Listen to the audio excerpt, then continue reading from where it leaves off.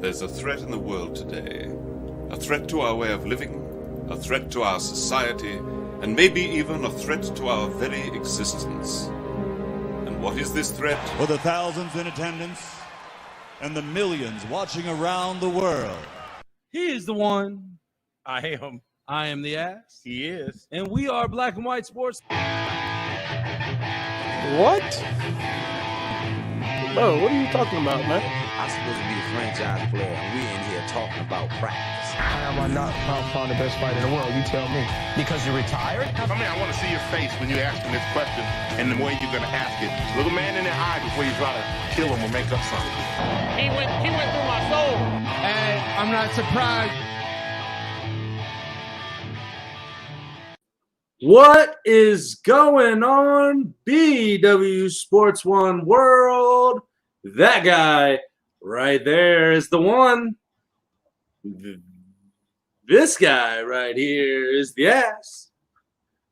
Together, we are Black and White Sports, powered by First Financial Bank. Mr. John Wayne Buzzard, catch him on a fly with John.Buzzard@bankatfirst.com or call him 317-417-8582. And the Rockstar Realtor himself, Mr. Shawn Nugent. Check him out at Talk to Tucker, 317-503-8322, or email that son of a book at shawn.nugent@talktotucker.com. Welcome to Taco Tuesday. What's going on, Juan? I mean, that was absolutely terrible. I don't know what we got going on. I know I try to do something different every intro, and they're getting worse. So I might just go back to, be, him, whatever. But I don't know. It's looking pretty crappy. Well, you got that nasty ass thing behind you, so that makes it anything crappy. Yeah, kicked your ass. Just saying. Whatever. Hey, before we get any further, I would like to dedicate tonight's show to one of my childhood buddies I grew up with, went to school with. Had to pretty much say goodbye to him last night. We went to funeral home and had a couple drinks at Mashcraft Brewery down there in Greenwood because one of our other buddies is owner of it. So John Martin, man, we miss you.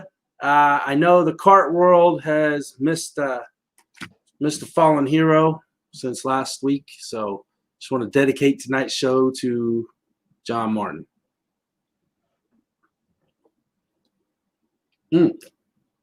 Okay. I was given the 6 seconds. See, I should have had the gong thing. I should have had it. I almost did it, but I didn't want to be rude.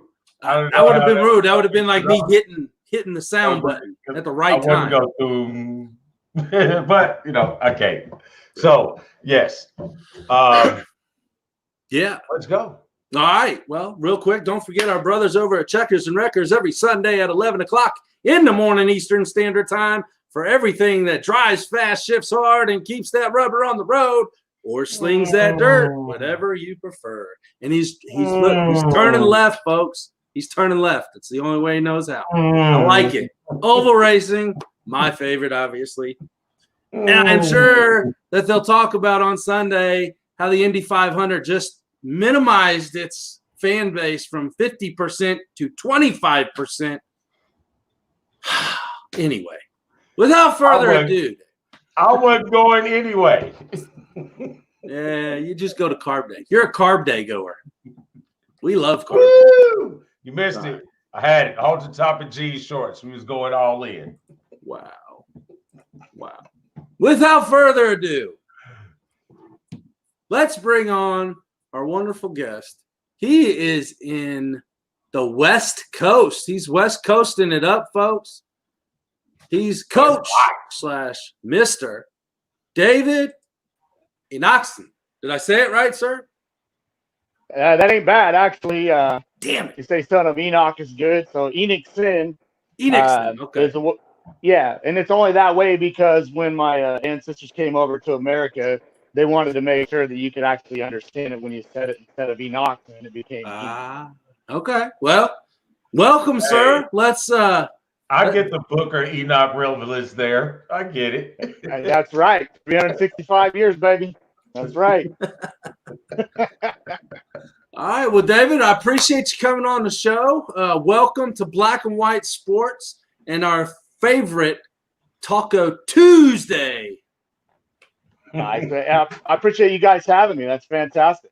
Yeah, not a problem. Let's give the BW Sports One World a little bio for you and what you do and how you do it. You gave me a list of stuff, and I'm just going to let you roll with it. Yeah, I know it's complicated, but I mean first and foremost, I'm a coach, and that's what it's all about. I've been coaching off and on. I've been either playing or coaching for the last I would say over 40 years. So nice. Yeah, I really enjoy that. I'm also, one of the biggest things that I'm doing right now, as far as having a job goes, is I'm a regional director of a company called ISA, which is International Sports Association. We're taking baseball to a whole new level by getting kids to be able to play all over the world. We're in 9 different countries right now. And I'm actually taking this over here to Northern California and building the program here. So it's pretty exciting. Nice. That sounds like fun. It is. Go ahead. Go ahead. No, go ahead. No, it's on you. Go ahead. We want to hear you talk more, man. I hear this. I hear this dude talk all the damn time. Hear this guy. Yeah. But another thing I do is let's put it this way: we're all really good at one thing, right? I mean, there's one thing in life you could pretty much point at everybody and say, you know what, that guy is really freaking good at that, right? Mm-hmm. My talent and what I'm best at is I can look at a kid's swing, a pro swing, or anybody's swing, and I can break it down and fix it. That is my talent. I can say that and act like I'm bragging about it, but you can ask anybody that I work with, will tell you the same thing. They've never seen anybody be able to break it down a swing as quickly as I can, and then have the knowledge to be able to teach and fix it. Perfect example, I was working with the 16-year-old team, and the coach had one of those pocket radars.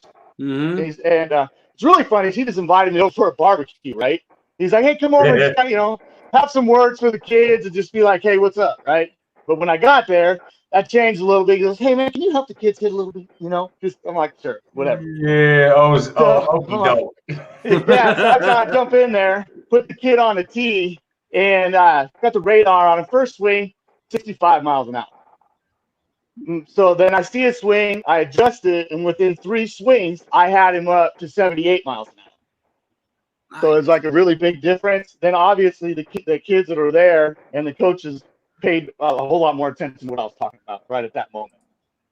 Well, yeah, I'm sure that helped them catch their attention. Yeah, and I've been working with that same team and the same coaches for a long time because I'm actually want to go ahead and see them get into this international program and really flourish. And so at this point, my name's on top of the team, and so basically they're my brand, and I got to make sure that they succeed. And from where they're at when I started to where they're at right now is night and day, and it's been fantastic. Like for instance, quality at bats, they were at 35-40% when I started. Their quality at bats 3 weeks later is 68%. So those numbers jump up pretty fast. Yeah. Oh yeah. So all right, very exciting for me. I hate to interrupt you real quick, but you were talking about international play. Now, this is something different. Is it still working with like the Little League ages, or is it something kind of like the Little League World Series, or will it be more like a step above that? It's going to be a step above that, and basically it's from the age 5 to 18. We got some elite programs that are being able to travel the world right now and play each other when they're the older kids into that situation. Like 12-year-olds and stuff like that, they get to go over to North Korea and play. They go over to Europe and play. And it's just, we're really trying to bring the international sport here in America because you don't really see it. And it's ran by ex-professional baseball players. So, and they obviously know what they're doing. Nice. Now, you said that you could look at I'm sorry, Damon. I got this. No, I can't forget this. So I'm a little All biased. I said was you good. Oh, no. I had to stop you again. So, David, you know who my team is. I told you that in the message earlier. So I'm a Reds fan. Uh-huh. And I know he didn't start out with the Reds. He started out with the Mariners. But personally, I think that Ken Griffey Jr. has the sweetest swing I've ever seen in my life. Now, change my mind. Hold on. First of all, let me tell you this. I have goosebumps all over my body by saying the name Ken Griffey Jr. That answers your question. He's the greatest. He's the greatest center fielder to ever take the field. This guy hustled harder than anybody I've ever seen. He never gave up on a ball, and his mechanics were absolutely 100% correct. This dude would fly up the wall, and if you watch video on him, he didn't go up with one hand. Oh no, he was up with two hands. Oh, yeah, because he was not missing that ball. Oh yeah, he just, and as far as the swing goes, there's a reason why he wears that T-shirt that has his swing being perfectly coming through the zone. It's masterful. It truly is masterful. So I know, man. Beautiful. You're not going to get to argue it. You're not going to get an argument out of me. I just wanted to cut him off real quick because I was talking about you being the swing guru. I'm writing down notes, and I got, I wonder if he thinks Ken Griffey has the best swing ever. It's so true. Best ever. He's definitely in the top for sure. So, honestly, the best swing ever is the one man that will see one pitch in a game and knock it out of the park. Barry Bonds. His work ethic and what he did, you just can't beat. But we can. I'm not going to get into the steroids and all that kind of stuff we're talking about. I was going to say. See, but that's where you lose me. I mean, I kind of, maybe I take the same approach to that as I took with Alex Rodriguez. Alex Rodriguez came out and he said, "Hey, I jacked up, I screwed up," but with him giving that allowed us to forgive and look at his numbers when he wasn't juicing. Mm-hmm. When Barry, he refuses to admit or take any type of personal accountability. Don't give me that. I don't know what he was giving me. I ain't had a trainer in 30 years tell me anything, and I know what I'm putting in my body as an overweight guy at 45. Don't tell me you ain't got these $100,000 trainers that you are paying that you don't know what's going on in your body. Okay, can I ask you a question? Oh, yes. I can't wait for this. All right. Do you think in your right mind that 90% of the pitchers weren't juicing? That's besides listen, if you think that steroids is used for muscle and hit a ball further, you're dead wrong. No. What the pitchers are using it for was to recover. It was to recover and stay on the field and keep their arms good. They're the ones that started it. Okay? Oh, I believe that. So all I'm saying is turnabout's fair play. I don't care. Again, I don't care about what happened. What I'm saying is pure swing. Okay. If you break down his swing, the short compaction and the veracity he has with his hips and the movement that he has and seeing one pitch a game, and be able to yank that, you got to give him respect. I mean, I give him respect for a technical standpoint. I just had this conversation with one of the parents of a kid that I work with in basketball. We was just having the same conversation with Bonds. I won't ever deny the talent because before he swelled up, I thought he was probably on his way to being one of the best baseball, if not the best ball player ever. Some of the skill sets with baseball, hand-eye coordination, being able to, connect with the bat and the ball, I get all that. In some instances, it turns in from 400-foot home runs to 550-foot home runs, but that's beside the point. I actually agree with you on the fact with the juice pitchers. Now, I might not agree who came first. That's chicken and egg type deal. But, yeah. but I've always said, you know, it really, really doesn't matter if you got a juice pitcher throwing to a juice hitter. You still hit the juice ball. Yep. Yeah. Hey, here's the thing about this too, because we're going to continue just for a second on Bonds, because if you look at his two proteges right now, which is Christian Yelich and Giancarlo Stanton, are two of the best hitters in baseball today. Can we agree on that? Yes. Yes. Okay. Now, especially their Yelich. swings. Yes, but their swings, and if you watch that, the pure beauty of it, it's not this new school style that you're seeing a lot of coaches go ahead and try to, where I'm going to hit 240 and hit 45 bombs. You can still hit 300 and hit 45 bombs if you go ahead and do it correctly. Now, that's the thing about Barry Bonds that I do really respect, because I've studied a lot on his swing and what's going on. You know, he's got this thing called the X factor, and it's how you move your body all the way through. I do teach it. I think it's that important, because if you're utilizing your whole entire body in your swing and it's done correctly, there it's effortlessly. And if you watch Yelich swing right now, he doesn't look like he's swinging 90 miles an hour. It's because but he is, because it's perfect. His mechanics are sound and perfect. And you know, he's gonna stay a 300 hitter, and he's gonna be in the MVP vote every single year in his career, I believe. I agree with you when it comes down to the pure fundamentals of it. I mean, I flip that over into the basketball sense, as in you look for these guys who can shoot the effortless threes from, you know, distance beyond distance. It looks effortless, but it is taking energy, but they've learned how to make the whole body one fluid motion, where your power comes from somewhere where other people don't think it is. And that gives you that accuracy and that deepness. So hey, if you're on with your details go a long way.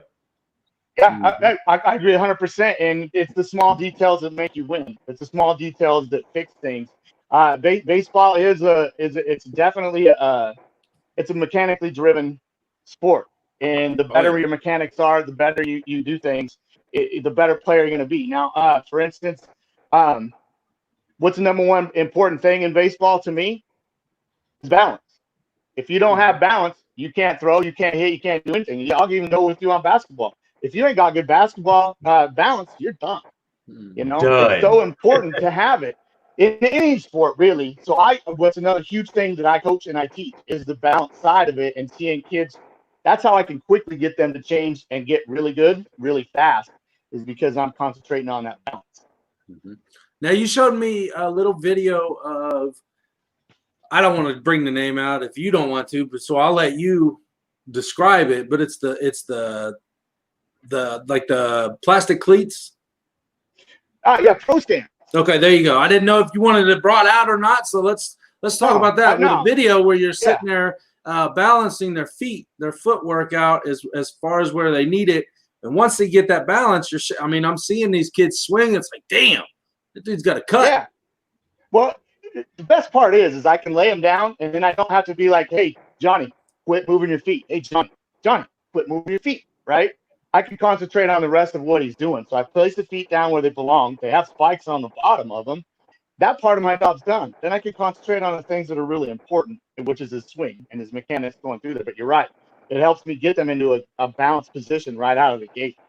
So I love these things. I can't wait for them to hit the market. They're going to explode, and anybody's paying attention is going to want to have these for their kids. Oh yeah. Well, like I told you, I got somebody. I'll buy 12 of them right now. I got somebody in the works for you to try out a pair and test that. Get that Midwest market going for you. We got plenty of baseball people here. Oh yeah. Well, that's great. Hey, and I do lessons online for kids. I even got a kid in Indianapolis, Indiana right now. Same thing. I get on a Zoom with them, go break down and swing. And so I'll definitely, as soon as I can get a pair to you, let's get it to him, and I can check him out, and I'll help him through his swing. Oh hell yeah. Let's talk about something else I saw on here. You're also a recruiter, right? Yes, sir. So you're recruiting high school talent for college or beyond that, the AAAs, AAs, or things like that? Well, what we have a company that's called Ultimate Recruits. And they actually sought This me out. dude's in like 50 things like I am, man. He never sleeps. Hey, man, you got to have your brand. I mean, that's just the way it is. And they approached me because they're seeing what I'm doing, so it was an easy fit for me. It goes into a lot of what I do as far as my coaching and my background. I know we haven't talked a lot about my background, which is fine. I'll quickly go through that real fast. When I was younger, I was the youngest of a lot of brothers, but it was really the three brothers that are ahead of me. These three were D1 college players. One of my brothers would have been in the major leagues very easily, but he had a stroke on second base. This kid, he's one of the best I've ever seen. So these are the guys I had to follow. Now, I didn't have the talent that they had, but what I have is what you can kind of see what I'm talking about right now. I got drive, I got grit, and I got work ethic. So what I had to do through my career, and all of us were state champions, but two of us won 5 state champions. And we're only 3 kids that won state championship 5 times, 13, 15, 16, 17, and 18.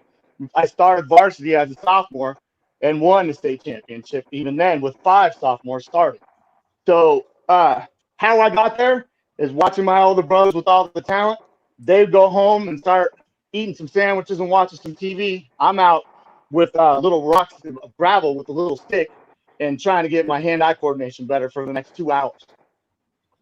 But that's how I got to that point. So that brings me to what we're talking about with the recruits.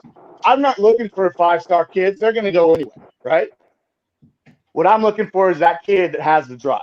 The one kid that I know that wants it really bad, he can taste it. Because I can't even tell you how many kids I've seen that are 5-star talent are working at McDonald's right now. Mm-hmm. Because once they get kids that catch up to their talent, they don't want to work. Mm-hmm. And they're done. So they think they're good. They think they're good enough to be the best throughout their whole career. I mean, even we're talking about middle school to high school or whatever. And then all of a sudden, like you said, everybody else catches up to their talent level. And these guys are working harder, and this guy's staying stagnant. Exactly. And he does not want to put the work in. Yep. So these kids that I'm going after and that I talk to, first thing I tell them, if you ain't got a 3.0, don't talk to me. We're not even going to have a conversation. Okay? And I do football, I do basketball, and I do baseball. Talent is talent. I can see it. And so, A, you better have a 3.0 average. B, I want to see your work ethic. So I want to see how you handle practice. I want to see how you handle your social media and paying attention in that fact. Now, personal kids that I work with, I got this kid, Ryan Green. Remember that name. This kid, I saw him for the second time. I walked up to him and I said, "You're D1 talent. Do you want it?" And he just looked at me and he kind of turned his head sideways. And ever since that moment I told this kid that, guess what he became? D1 talent. Right? And he's putting the work in. I got him pitching in the 80s, high 80s right now. I do believe that I'm going to get him into the 90s within the next 5 months. He's 16 years old. I'm telling you, this kid, when he hits high school, he's going to be a 5-star player. So, and to me, that's exciting because nobody's paid attention to him. Nobody even knows about him. But here, all of a sudden, I get to work with him a little bit, and I see his work ethic. I see he's staying after practice. I see he's asking me questions and texting me constantly saying, "Coach, how can I get better?" Right? So there we go. And that's what I love. I got another kid, Caleb. This kid's his swing is in the high 90s right now at 16. This kid's swing would scare you. He hit a line drive back at me yesterday, and I still haven't recovered. Because it hit the L screen, and you know what? I was praying at that moment. Like, oh, Lord, I thought I was going to die. So that kind of bad speed, man, I tell you what. He's like, "Coach, you can't throw it over the plate anymore." I said, "Of course I can't. You almost killed me." That's why they made the screen right there in front of the pitcher. Oh, absolutely. Yeah. And so he's the same way. Nobody's ever told him, "Hey, kid, you got a shot." So here I come in with my background, and what I'm saying, I see it right away. You got it. You have it. But you're not going to get there unless you put in the hours, unless you put in the hard work, unless you go hard. Because let's face it, D1, you're talking 7% of the kids that are playing baseball right now are ever going to sniff D1. Yep. Right? Okay. I have the pleasure to go ahead and be helping a kid that just got picked up for D1 and starting his D1 career this year. Nice. And it's just to have that, and this kid, same thing, drive, grit, just will not stop. You know, and to me, it's exciting. Now, a lot of these kids can go to a JC, but even that's not that easy to do. You got to put in the work. You got to put in the time. And you got to have heart and, respect. You respect your teachers, you respect your parents, you respect the field. You walk onto my field, that's holy land. You better hustle on it. You better hustle off of it. If you don't, you will sit. This guy's the coach, isn't he? Yeah. Yeah, Hey. he sound old school. You know what I mean? Right. So, right. Hey, I just want to point out his Dunder Mifflin shirt. You're out there in Pampered land. You know what I mean? These parents nowadays don't like coaches like us, bro. They don't like us, man. Here's the deal, though. I mix old with new. Because the thing is I'll never yell at a kid. I'll never scream at a kid. I don't have time. I got time to correct him. And I got time to build him up. And that's what separates me from almost every single coach that's out there. Is I will get 100% out of a kid because I believe in him more than he believes in himself. Yep. And how many coaches when Johnny drops the ball in left field, you dropped the ball. Well, no kidding, coach. Everybody knows he dropped it. And guess who does know? Johnny. Right. So Johnny's upset he dropped the ball. Now coach is yelling at him that he dropped the ball, so he's even getting down more on himself, right? And he's going to drop the next one. Exactly. And guess what? The baseball gods are going to hit it right back to him. And he ain't going to be ready because he's hanging his head because coach is yelling at him. No. That's not how we do this. What you do is you write it in the book and you set it down, and when he comes in, you build him up. Say, hey, man, if you had both hands up and if you were watching the ball a little bit closer, you'd have had it, right? Yep. All right, let's go. That's a correction. Let's move. We don't have time for this. We only have time to get ready to hit, make up for it with your bat, and move on. I like it. And so, and it's just like, I don't have to yell at them. Now, there's no cookie cutter in coaching, right? You got the kids where you got to give a little boot with your foot, and you got those kids that you can build up. But there's always a way to do it in a positive way. And if you're working towards a positive way to get the most out of these players, that's how you become successful. And every time I've ever managed a team or coached a team, I have been successful, and this is the reason why. I know how to motivate these kids. I know how to get the most out of them because I believe in them more than they believe in themselves. Yep. And that's a sign of a good leader right there. Yeah, it's a funny story on how I got into coaching too. I just came home. I got cut, and I was kind of upset, but I knew I was going to get back in with the team. I was going to go try it again. So I went out to a varsity baseball practice. Hey, coach, can I get in with you? And he's like, yeah, sure. And I got on fire, and I hit like 20, 25 out in a row. Just not over exaggeration, obviously, but I was just on fire. I could not miss. Everything was leaving the yard. And he's like, hey, man, you got some time to help me coach? And I'm all, sure. Why not? So I was able to get in and start coaching with that. And that really helped me out a lot towards where I'm at today. And it was just because I took the time when the guy asked me, hey, can you help me teach these kids what you're doing? And so that's what I wanted to do. Nice. And this is simple as that. This is simple as that, man. That's how I got back into, basketball on the youth side quite a while ago. I mean, I was walking through, I was taking my oldest son to an AAU practice. And some of the coaches I've balled with over time, through high school and pro-ams and things like that. And it's like, hey, what you show them a little thing, couple this and that. Next thing I got a team. Next thing you know, I'm training kids, so yeah, it kind of sneaks up on you. Yeah. I mean, tell me that there ain't nothing like sitting back and watching him hit that jump up, fadeaway three for you, and you went through the mechanics to help him get there. You can't tell me you ain't got as much pride as you could possibly have in your life, right? Mm-hmm. Man, I get it. Yes, sir. Even with the kids. Yeah, even with the kids that aren't mine, like one of the first young ladies that I work with, Hannah. I mean, she was, and like you, I like to take the kids that everybody was overlooking. You know what I mean? Well, she works hard, but we looking to win games, and we trying to do this. So you're not really about development of these kids. You're not about training them or teaching them the game and how to love the game more than what they do. So I take them. you know. And I tell you right now, she went from playing on a developmental AAU club team to from 8th grade to her freshman year. In that half a year, year and a half, I had her to starting varsity in Florida her freshman year in high school. That's awesome. That feels good, huh? Yeah, Right. I mean, and it's not always, and like you said, it's not always the mechanics. It's not always the actual skill factor that gets them up. Sometimes it's just somebody other than their parents giving them hope, giving them belief. If I believe in you, why can't you believe in yourself? Mm-hmm. Those things, just simple as that, those things work. And I don't think I could have said that any better. And that's some of the stuff I wrote down when I heard you guys are going to come to me. My dad was a fantastic coach. He when I was 15 on the All-Star team, he made me an alternate to prove a point that he wasn't going to favor his own kid. You know what I mean? I remember going home that day, and I think I ran 3 or 4 miles straight. I was so pissed off, you know.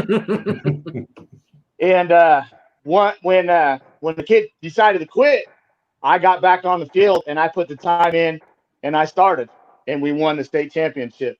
And that even though it pissed me off and my dad did that to me, he actually taught me a little bit more about grind and a little bit more about putting in more time, because when I look back, I probably think that I was a little arrogant when I went in for the tryouts and stuff like that and didn't give what I had. And I can tell you right now, from that day on, I never did that again. Yeah. It's 100% with me at all times in coaching or in life. It's what it is, you know? Yeah, that's kind of like what my dad good at it. That's kind of something what my dad said. I called my dad one time at practice, at football practice, one time.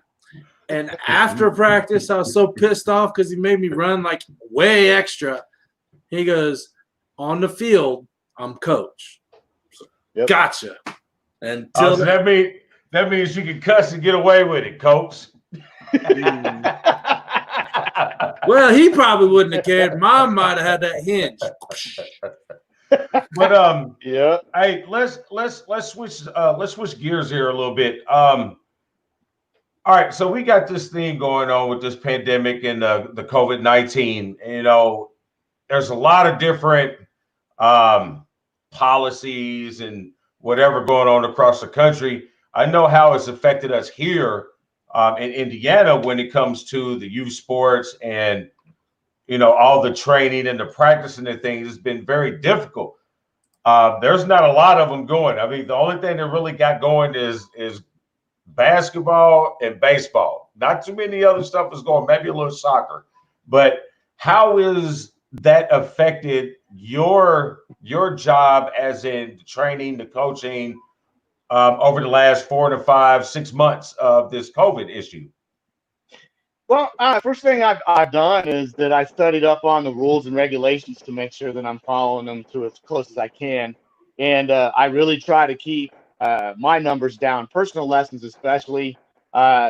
Kids get there, I take their temperature, I spray down their bags. I give them hand sanitizer before we start. In between kids, I got to Lysol all the balls, you know, anything that was touched, I wiped down, and making sure, you know, just trying to stick to the protocol as best as possible. And here in California, it's extremely strict.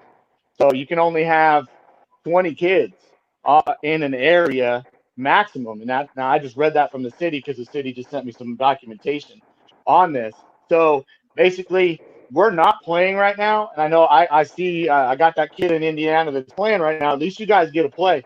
At this moment, there is no, you know, regulation games. Like you see guys out there scrimmaging and stuff, but they're trying to stick to those rules. No parents around, just allowing them to play. So it has been very difficult. My son especially, he's a switch hitter, and it's been particularly hard on him because he's 10. He needs to be in a game. You know what I mean? He practicing all the time, and he still trains twice a week, and then he works out in the gym 3 times a week. So, but no games, and that's all I hear from him. No games. You know what I mean? So I think overall he's appreciating getting his summer off, but it is hard, and I fear for how this is going to affect our talent for a couple of years. Mm-hmm. moving forward? It's definitely going to affect all sports, especially with them delaying different sports to different seasons. Kids missing their opportunity to play pivotal years like that sophomore, junior year. Those are key years in recruitment. So, yeah, it's going to affect at least the next 2 years. Yeah, my recruitment is me talking to people on the phone and having them send me film. I don't get to go and be with them. I can't get on a plane and go watch Jack play. You know what I mean? Mm-hmm. So I got to have Jack's parents sending me film. And then, like I told you before, what's his GPA before I even have a conversation with him, you know? So, but still, it's changing everything. And I don't know when we're going to be able to go out and even be able to recruit live, you know? Right. So on a positive note, though, is everybody's in the same situation. All these ADs are sitting at home. So guess who I'm calling? Guess who I'm talking to? I'm on the phone. I'm going to take advantage of the situation because there ain't no reason. It's not like I'm stuck doing something else. So I'm getting a hold of these guys and say, give me a list of your players. Who you think is going to be coming up? What do you? And I do talk to the sophomores and juniors, especially seniors. A lot of times, if they're not committed already, I can help them. But I want to know those guys now, so when everything does start back up, I got a little head start on. Yeah. So, well, I can tell you this. I am complaining a little bit because they didn't get to play the whole season.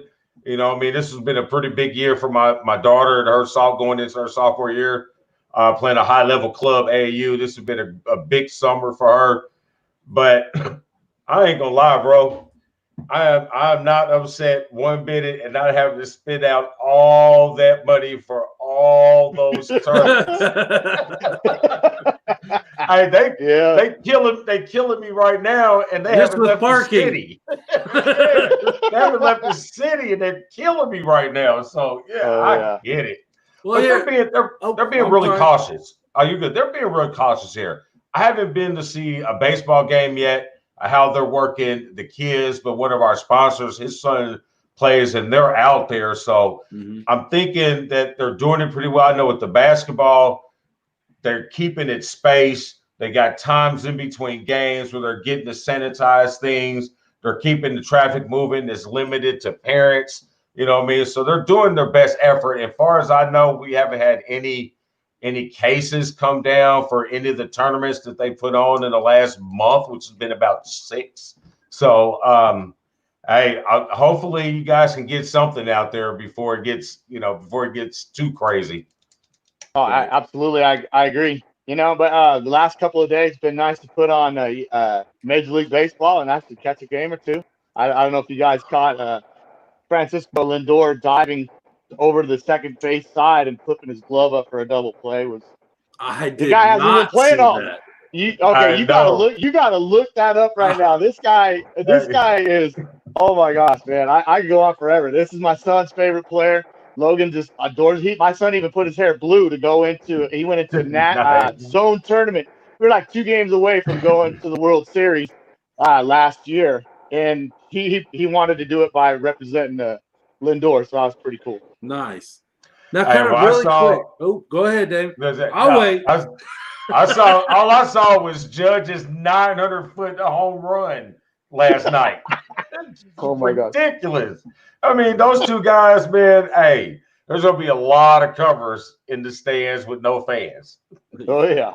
Yeah. I do have a question going back a little bit to what you were saying. Damn it. Why do I always do this?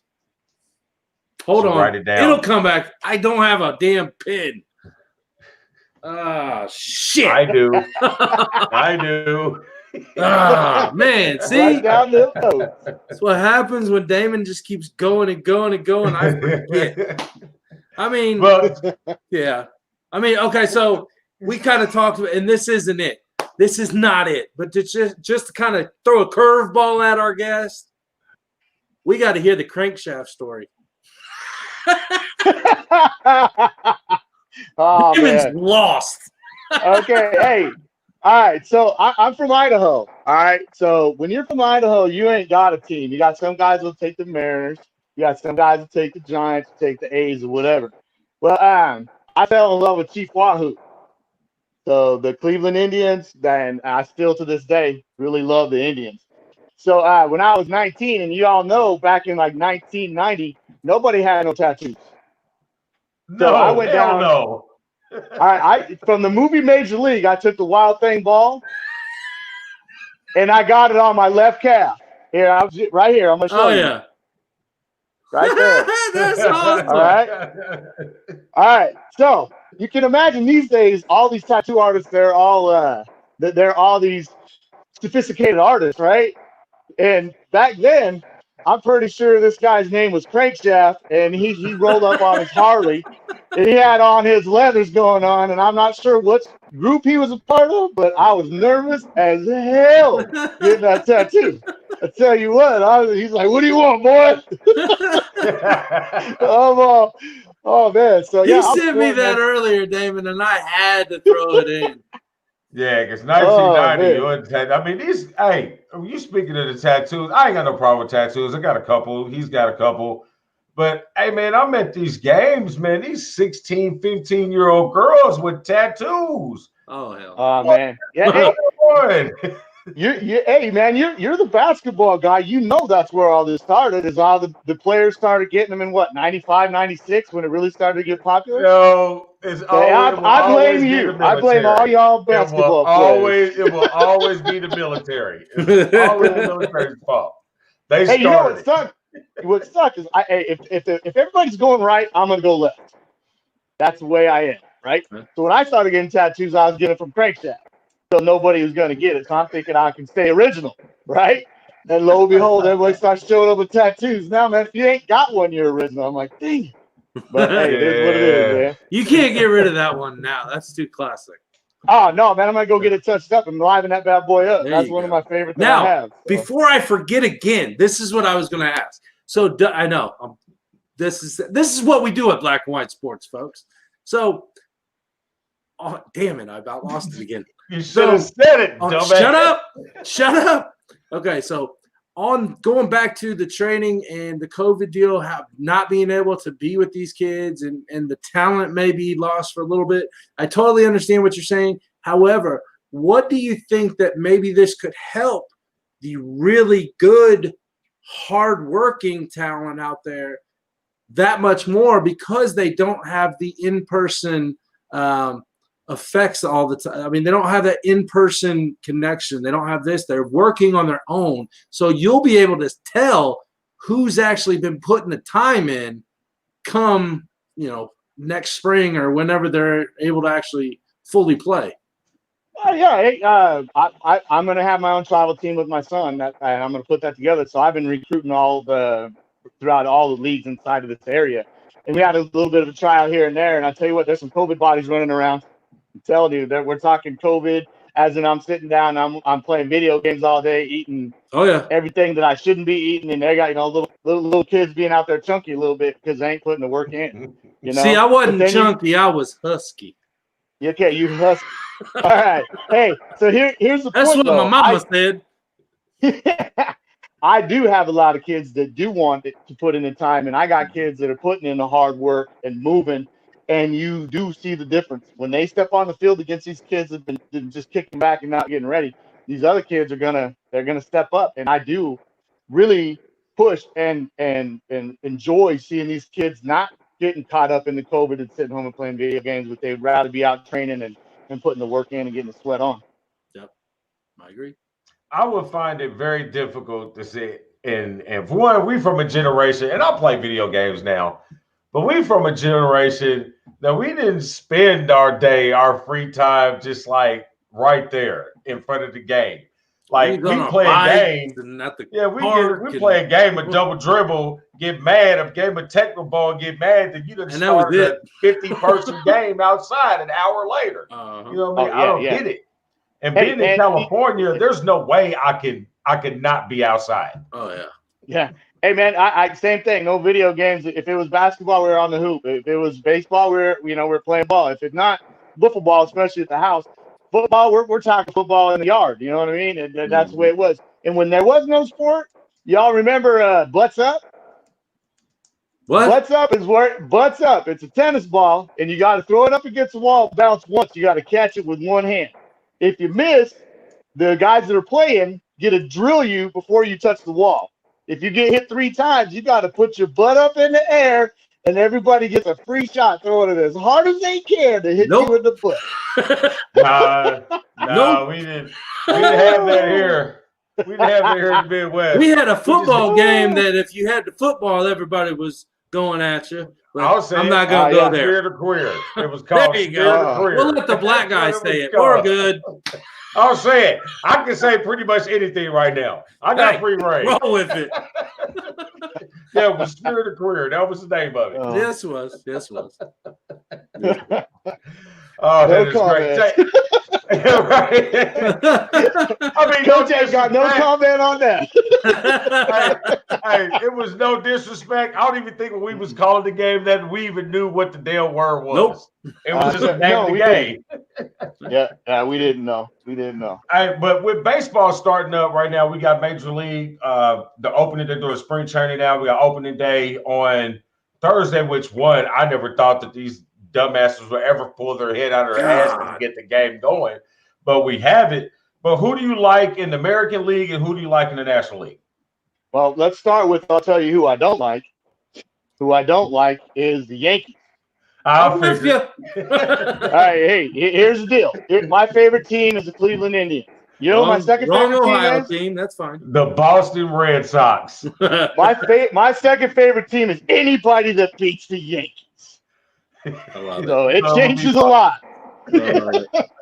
Oh, I can't stand. I respect them because they play baseball, but that's the only reason why I respect them is that they'll play the game. Did you say they play or did they pay? Yeah, exactly. They pay the guys that play. Man, yeah, they sure do. A whole lot. Yeah, man. When they took CC Sabathia, I'm still pissed off. But I just they get anybody they want.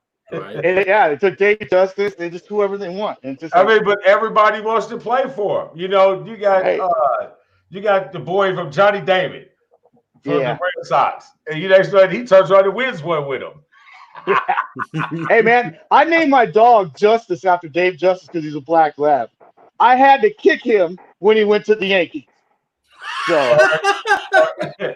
And then you gave him a treat for getting rid of that crazy bitch, Halle Berry. Exactly.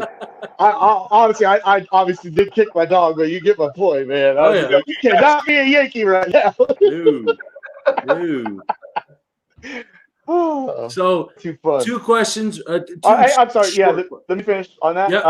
Who I think is going to be in it? I think the Dodgers are going to be in it for sure. Mm-hmm. And I do. I think they're going to gel this year, and they're going to be probably the team to beat. And as far as the American League goes, you got some talent. On the asterisks?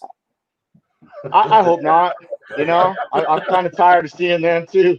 So, but I think Minnesota's really stepping up. I think Cleveland's got a really good pitching staff, and White Sox also have an outside shot. The White Sox. White Sox sleeper team. Yeah.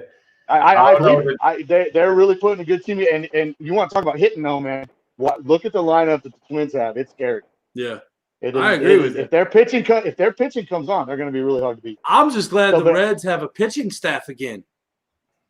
Oh, well, they have a hell of a rotation. You do, man. You do. Finally. Sure. So 2 questions to kind of stay on this area. 1, what do you feel of the DH rule? And 2, because I hate it. I think it's terrible. Stupid. I think a pitcher is part of the team, so he bats. What's your thoughts? I don't like that. I don't like that you pull the pitcher because most of the time growing up, your pitcher's one of your best hitters too.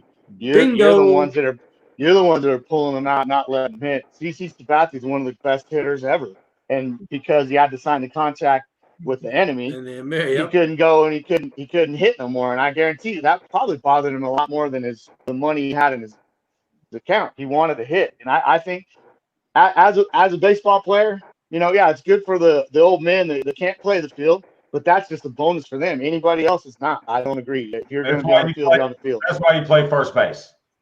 Yeah. You better be able to scoop a ball, boy. That's why they play first base in the National League. You know what I mean? Yeah, I hear you. All right. My final question of the night. Who you got winning the World Series? The Dodgers or the American League? Since you put 5 of them in there. Oh, the Dodgers. Hey, I do think. Hey, I hate to say that the Yankees are going to be in there because it really pisses me off to even think it. So I'm not going to say it. I refuse to say it. I do believe that I do believe the Dodgers, and I'm not a Dodger fan in any way. I just like how they're built right now. That they're built to win it this year. Oh, 60 games. The Dodgers are always going to be what if. Next year, the Dodgers are like Mookie Betts. What if is Mookie Betts? That's going to make them go over the top. What is this guy? I mean, it's like what we go through every year. You know, but hey, next year we gonna beat OSU. Hey, next year. Next year. Oh yeah. No, I feel you. I just, like I said, you asked me my opinion. That's my baseball opinion. As a fan, I don't want to see it, but I just think that Mookie Betts is going to put him over the edge. He's just too talented. I think that's the piece that and they got rid of that jackass with that big account last year that went to San Diego. So that was a really good thing too, because that guy, I couldn't stand him. He doesn't deserve to be on the field as he's trying to step on guys' Achilles as he's running through first base. There's Yasier Puig. Is that what we talking about? No. Yeah, no. The guy that got all the money for the account, him and Harper were the free agents. I'm drawing a blank for some reason. He's with the San Diego Padres now. God. I think I know who you're talking about. I can picture him. I can't think of his name. Oh, we're not Bruce Harper fans. Yeah. Let you know. Yeah. Hence the name Bruce, not Bryce. We say Bruce here. Hey. Well, the thing is his swing is so complicated, and that's why he strikes out a lot. He has an extremely complicated swing. Same or get the hair out the face. We're playing baseball. We're not on the cover of Abercrombie Fitch and Now. Yeah. No. Right. Flip it. I'm going to speak like that now. Well, David, we appreciate you coming on to Black and White Sports Taco Tuesday. Why don't you give whoever a shout out and spit your 50 different businesses that you got, man. Hey, man, I appreciate that. I appreciate being on the show, guys. And if you ever want me back, I'm always take some time with you guys. I think I discussed a lot about what I'm doing. I really want to see this ISA thing blow up. I think it's important. Mechanics-wise on my business, EMOB, it's a pretty cool thing. Hey, the one thing I did wanted to shout out with is I have the trademark with, and I'd like to maybe see you guys use it. When somebody hits a home run, I want you to say they belong in the Yaya Club. Okay, we can do that. Okay, we got kids, and that's what I do for these kids, and that's another one of those things I'm telling you about motivation. When they hit their first home run, I get them into the Yaya Club, and that's on my website that will be up and running any day. It's emob21.com, and there's a Yaya Club in there. Now, this is what's really cool about it is I'm going to have people sending me in videos of their son or daughter hitting a Yaya, and once you get that and I can post it on my page, you have the right to buy the T-shirt that says I'm in the Yaya Club. There you go. I like it. All right? I like it. Yeah, you got to earn it. You got to earn it, baby. You don't just get it. Yeah. They buy my shirt. No, you don't get it by my shirt. You earn the shirt, just like everything I do. I love it. You earn to buy the shirt. Right? That's awesome. That is capitalism 101. Earn to buy the shirt. Make it work, man. Make it work. Right, guys. Right, make sure we get all the information on that because we definitely would love to use that. Yeah, we'll we put a link up on a lot of stuff. Yep, we'll put a link up on our website. Yeah, I appreciate that for sure. All right, man. Well, thank you guys very much, and I really enjoy myself. And like I said, you ever need me back, give me a holler. Sounds good, man. We appreciate it. Again, this has been Coach David Enoch, because I don't want to mess it up. Enochson. Right. I'll say it right. Enochson. You got it right. If you run into Chanel West Coast, tell her I said, "What up, though?" You got it. I only said that because my wife is watching. This is great. All right, fellas. Talk to you later. Thanks, David. Have a good one. Been a good one. Bye-bye. That was awesome. I love talking to people, especially on the West Coast, man. I love messing with them. And you know what? It's funny. West Coaster. Now he said he was born in Idaho, but he's a West Coaster. And he's a Cleveland Indian fan. Folks, that's the wrong Ohio team. I mean, that's what I told him in the message earlier when he said he's an Indians fan. I said that's the wrong Ohio team. I mean, it's no different than these Kentucky people that don't have a team to cheer for either. Well, you know, but he's in Cali now. He's got the Dodgers. He's got the Angels. He's got the Giants. So you're basically what you're saying is forget who you grew up cheering just because you moved to a new place. Now you got to cheer for them people. What do you mean, them people, David? Who do you cheer for in football? Cincinnati. Oh, football? Well, when I was born, technically when I was born, Indianapolis didn't have a team. Where were you born? Doesn't matter. 2 years before they showed up in the middle of the night. In the middle of the night. But you weren't even a fan of football. Oh yeah, I came out holding the football. Damn it! You had a Goofy doll. No, I didn't have a Goofy doll. I had the Donald Duck. I did have a Donald Duck thing. Oh yeah. And then I went to the Wrestling Buddies, the Ultimate Warrior Wrestling Buddies. Stretch Armstrong. Stretch Armstrong. I had the Turtles and He-Man. He-Man and G.I. Joe first. Yeah, I had Star Wars. Yeah, I never got into. I had Transformers. I was the only cat in the hood that had the Jetfire. There you go. Transformer. Yeah, I had that one. Then you had the Thundercats. I did. I had the Thunder Tank. Yep. Looks like we have to do a show on 80s and 90s cartoons. I'm so down. Marshall Bravestar, buddy. Marshall Bravestar. Boom. I even go all the way back to Captain Caveman. Yeah. And Son. Folks, you know who that guy is. He's the one right there. This guy right here, you know. I'm the ass right here. Other way. There you other way. Other way. Point the other way. There you go. This has been Black and White Sports Taco Tuesday,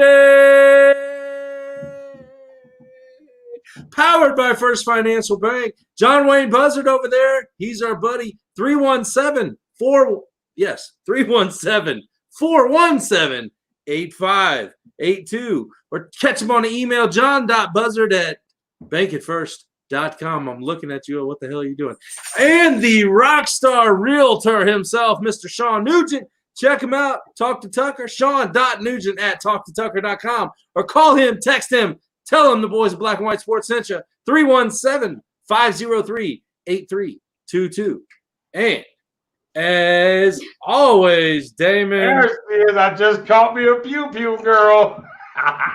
What do we do? We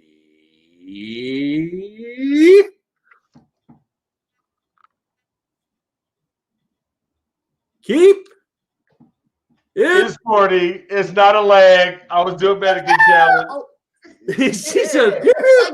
Again, seriously. Oh, the black man throws his hands up, and so she shoots me. Do it again. I did this last night. Pew